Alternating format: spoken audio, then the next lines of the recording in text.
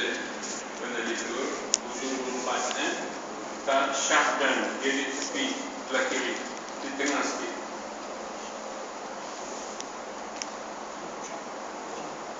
Belah di atas iaitu syahdan.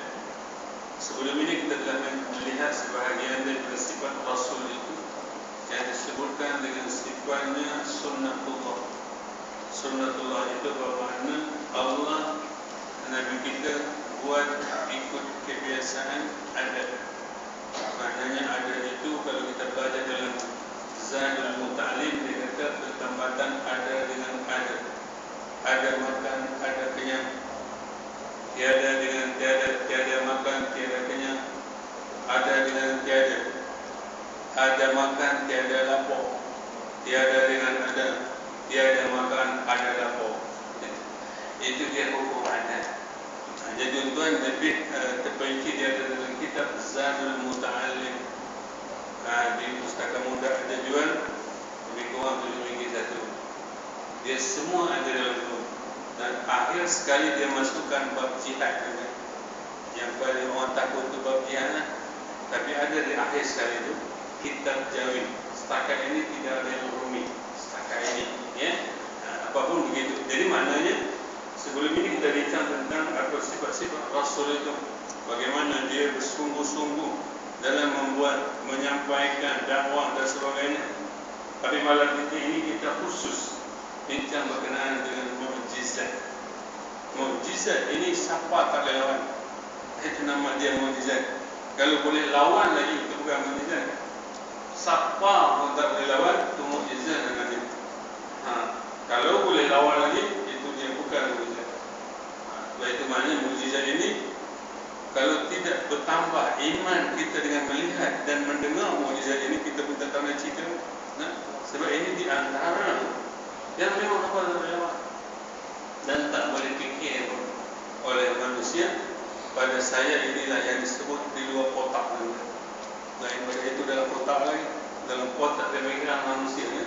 Tapi benda mukjizat ini di luar kotak. Dah tak boleh nak mikir benda itu. Itu di luar kotak pemikiran manusia. Itu pada saya kan. Tapi kalau banyakkan orang motivasi ini dia kata di luar kotak ini orang biasa tak boleh fikir. Orang yang genius boleh fikir. Ini yang mukjizat, ini orang genius pun tak boleh fikir. Yang tak boleh fikir. Sebab itu tuan-tuan, Nabi-Nabi dan Rasul-Rasul ini tidak perlu orang genius. Sebab dia perlu orang yang mengabdi kepada Allah Subhanahu Wa Taala. Ikut arahan. Itu bila ikut arahan, itu satu ketika dengan ceramah dengan Radio Aidin, saya cerita sini dulu. Cerita di ceramah itu Cina Muslim. Saya lupa nama dia. Dia bercerita dia kata pernah satu kali Maharaja Rom setelah didatangi oleh utusan Umar bin Al-Khattab memberikan 3 pilihan kepada dia. Yang pertama masuk Islam. Yang kedua menyerah kalah. Jadi kamu kena bayar bunga emas ataupun cukai kepala. Kalau tak mau perang. Dia pun tak ngaku tak ngaku dan dia senyap-senyap dia pergi ke China. Senyap-senyap dia pergi China, jumpa Maharaja China pada ketika itu. Dia jumpa Maharaja China itu. Maharaja China dia minta bantuan daripada Maharaja China. Maharaja China tanya dia, kamu nak lawan dengan siapa? Dia kata kami nak lawan dengan Islam. Islam. Islam itu mereka buat apa? Jadi utusan ini dia cakap benar benda. Dia cerita benda-benda yang ibadah, benda semua benda buat baik, benda Tuhan semua cerita lah benda-benda baik. Kalau dia pun ada tak langgar agama dia? Maknanya dia pun tak ikut agama dia tu ada tak? Di utusan Raja Rom, Maharaja juga jawab cakap benar. Dia kata kan setahu saya dia pun tak ikut. Dia pun tak langgar agama dia pun. Kalau macam itu rupanya kita tak boleh lawan dia pun. Sebab kita ni bukan lawan dia pun, kita lawan Tuhan dia pun. Jadi macam mana lawan Tuhan dia pun? Memang tak boleh lawan. Inilah umpamanya di antara gambaran yang Allah sebut dalam Quran, in tansurullaha yansurkum. Kalau hampa tolong Allah, Allah akan tolong kamu. Jadi maknanya sejauh mana kita tolong lagi? Balik saja. Kalau saya atuk tentera dari sini sampai ke sana, sampai tempat kamu pun tak boleh benar. Kita lawan Tuhan dia. Tapi kalau langgar mereka sendiri, langgar agama mereka, baru kita lawan mereka. Oh, pemain kita. Jadi maknanya kita sedar sendirilah. Kita sedar sendiri tentunya. Baik, kita masuk kepada kita ni syahdan. Itu rupa kita pemilihan. Terjumpa pekerjaan yang mencarikan adat. Mencarikan adat maknanya di luar adat. Adat tidak koyak tu. Maknanya di luar adat. Yang mencarikan adat itu perbuatan seperti. Ini contoh kepada Nabi. Terpancar-pancar air pada antara anak jari Nabi kita sallallahu alaihi wasallam. Jadi dia begitu, keluar air tengah kering. Kita Nabi sallallahu alaihi wasallam dan tercampak pula ketiadaan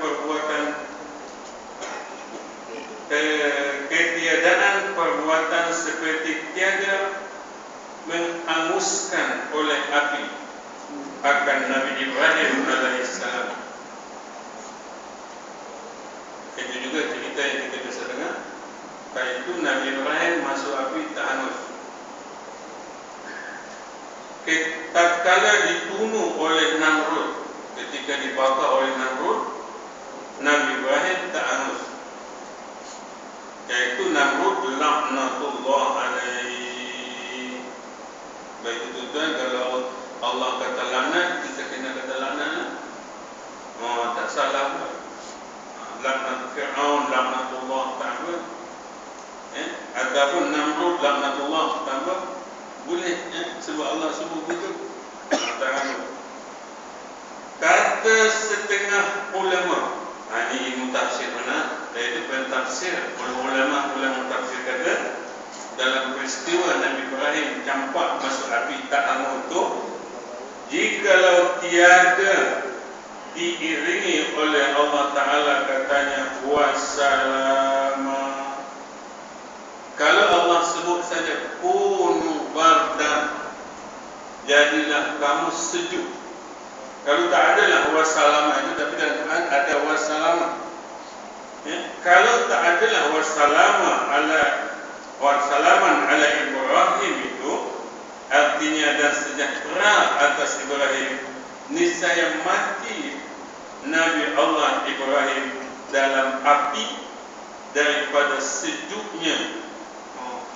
Bukan sebab panasnya, dia mati sebab sejuknya. Sebab Allah sebut kunu bardan, kamu jadi sejuk. Jadi dia gegol sejuk, sejuk beku dalam api. Siapa boleh lawan? Walaupun pada hari ini ada juga ais goreng. Tapi dia goreng dengan apa? Ais goreng namanya. Kita fikir goreng itu tentu mana? Kami dia pakai ais goreng.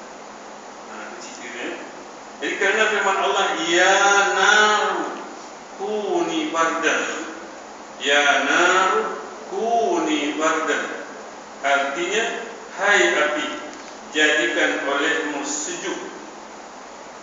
Terus tak kaya itu tu, dia dah khitab Allah Ta'ala akan sesuatu, melainkan jadilah ia seperti kehendaknya. Bagi kita dah belajar kun fayakun. Ada muka ada. Jadi kalau Allah sebut kuni bardan, setakat itu sejuk dia. Bukan sejuk saja, tapi beku dia, boleh mati. Macam mana nak fikir itu? Dan datang riwayat bahawa tatkala jatuh Ibrahim ke dalam api itu, berhimpunlah segala cicak. Ini cerita kadang-kadang tutup apa nama orang tua kita dulu ni, memang suruh bunuh cicak saja. Jadi ada ulama berpendapat itu. Dia kata datang riwayat bahawa tatkala jatuh Ibrahim ke dalam api itu, berhimpunlah segala cicak Buat apa? Kerana muwafaqah. Muwafaqah itu pakat. Muwafaqah pakat, senang. Nak faham eh? Akan meniup api Nabi Allah Ibrahim. Cicak ni pakat tiup